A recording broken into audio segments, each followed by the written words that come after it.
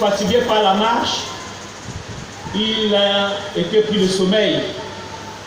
Et dans son sommeil, Dieu est venu lui parler, à lui personnellement, pour le rassurer que certes, il est en train de fuir, de s'égarer, mais même dans cet égarement, lui, l'Éternel, est avec lui.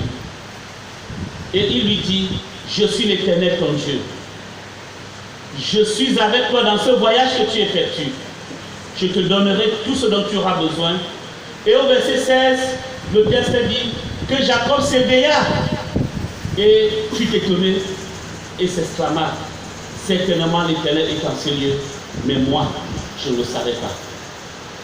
Si j'évoque cet épisode qui apparemment n'a pas de lien direct avec le texte qui vient d'être lu, c'est pour dire que depuis l'entame de ce service, je sens la puissance de Dieu agir.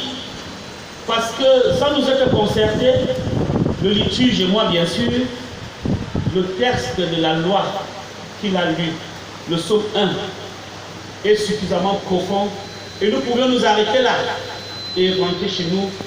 Lorsque David dit, heureux l'homme qui ne marche pas selon le conseil des méchants. Il est heureux, celui-là, qui ne marche pas selon les conseils que les autres viennent lui donner, qui ne sont pas dans la logique de Dieu, parce qu'ils sont méchants, qui ne s'assied pas en compagnie de ceux qui se moquent de Dieu. Celui-là, il est heureux. Pourquoi il est heureux? Parce que sa vie est prospérante. Sa vie est pleine de bénédictions. Le texte dit qu'il est comme un arbre planté près d'un courant d'eau dont le feuillage ne se flétrit point. Tout ce qu'il fait lui réussit. Nous avons eu la grâce d'entrer dans une nouvelle année 2019. Année que beaucoup de nos frères, de nos sœurs, de nos amis, de nos parents ont bien voulu voir et n'ont pas pu en jouir. La question que nous pouvions nous poser est simple. Quel péché cela ont-ils commis pour ne pas jouir du souffle de vie, de la grâce de Dieu que nous avons aujourd'hui? Mais nous sommes là. Dans mon message de Nouvel An, dans ma paroisse, qui a beaucoup de liens avec votre paroisse, parce que votre manière de gérer le culte est exactement la même dans la paroisse JCMZ de Ngoma. Lorsque nous accueillons les étrangers, c'est le même cantique que nous chantons, et nous chantons le cantique de l'année qui a pratiquement le même lien avec le vôtre, parce que nous avons choisi à de nouveaux combats. Jésus, tu nous appelles. Et lorsque nous sommes appelés à affronter de nouveaux combats, nous devons tous regarder dans la même direction. Et c'est ça le sens de votre cantique de l'année. Ayant deux armes, la prière et l'amour persévérant. Alors, je disais aux fidèles de JCMZ, nouvelle année, nouveaux défis, nouvelles opportunités. Mais ces nouveaux défis sont d'abord personnels, avant d'être communautaires, car la victoire de l'Église est l'effort de tous et de chacun. J'ai suivi que vous faites un culte de offrande pour acquérir un grand espace, mais il y a quelque chose, un défi qui interpelle votre communauté, c'est avoir une même union de cœur et de pensée. Or, le texte que le consistoire a proposé pour cet échange de chair et qui vient d'être lu nous présente une difficulté que les chrétiens avaient au temps de l'apôtre Pierre.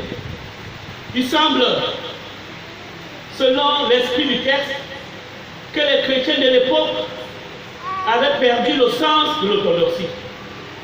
Ils avaient dérapé. Ils ne suivaient plus le fondement qui était celui posé par le Christ et que une autre personne ne saurait poser.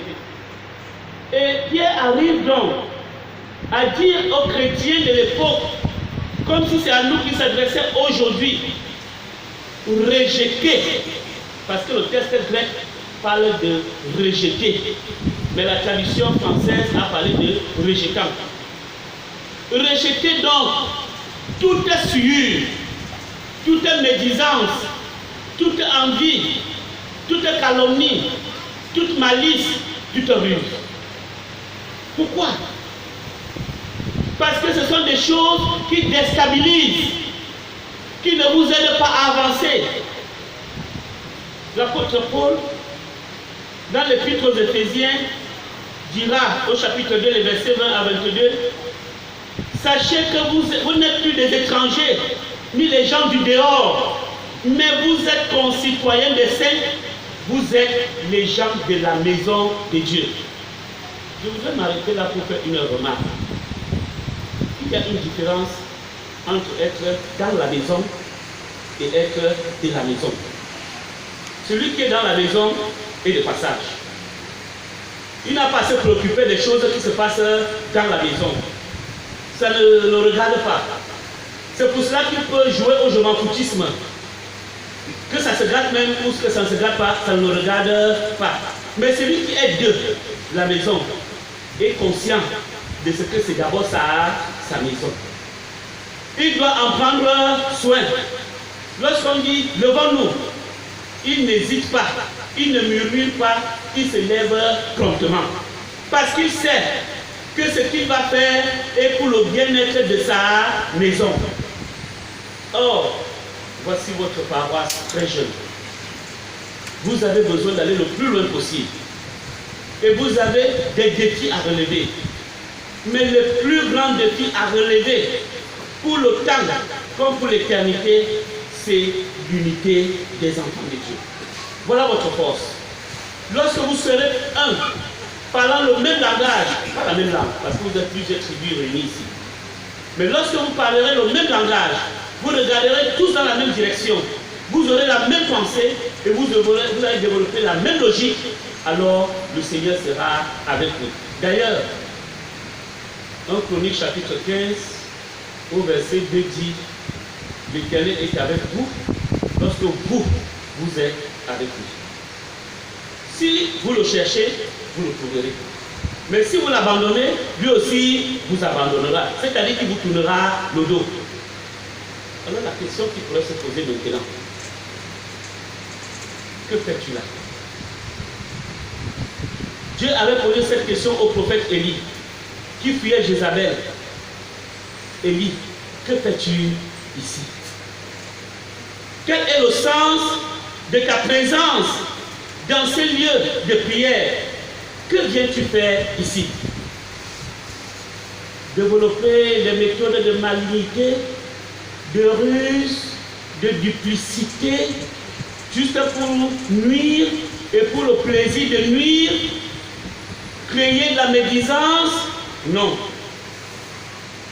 Pierre dit, si désirez le lait spirituel que seul Jésus-Christ peut vous donner, si vous avez goûté qu'il est bon.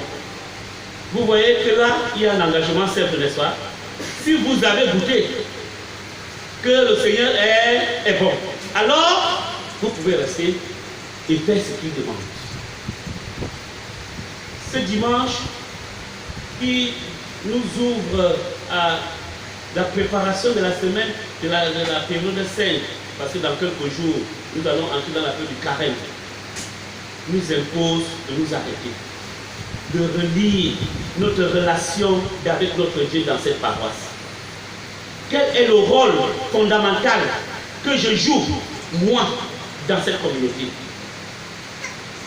Est-ce que je suis avec la logique de toute la communauté ou alors je suis derrière pour voir comment ça avance? Est-ce que je suis dans la mêlée pour jouer les fauteuils de trouble ou alors je suis engagé à encourager les autres à avancer? L'apôtre Paul dit dans 2 Corinthiens 8, verset 12, qu'il y a une seule chose que Dieu regarde, la bonne volonté. Lorsqu'elle existe, voilà ce qui est agréable à Dieu, en fonction de ce qu'on a et non de ce qu'on n'a pas. Le thème que le consistoire a proposé, c'est la croissance spirituelle des chrétiens. Et nous voulons comprendre ici, par croissance spirituelle, une intimité à développer et à entretenir avec le Seigneur. Voilà pourquoi le cantique que nous allons chanter nous engage individuellement jusqu'au bout. Pas nous, je vais te suivre dans les bons comme dans les mauvais jours. Parce que je veux grandir, parce que je veux être béni, alors je ne regarde qu'à toi, Seigneur Jésus. Ce n'est que toi que je suis venu chercher ici et non les hommes. D'ailleurs, je vais vous dire une chose. Nous sommes comme des poulets. Un adage de chez nous enseigne qu'il n'y a pas de fête sans poulet. Mais si tu regardes la poule au niveau de ses pattes, tu ne la mangeras jamais. Parce que petit n'est n'importe quoi. Mais lorsque vous la prenez, vous la rangez très bien, vous l'assaisonnez très bien, elle est succulente. Nous devons comprendre que nous sommes tous des poulets. Si nous passons le temps à regarder les pattes des uns et des autres, nous n'allons jamais manger le poulet. Nous n'allons jamais nous développer.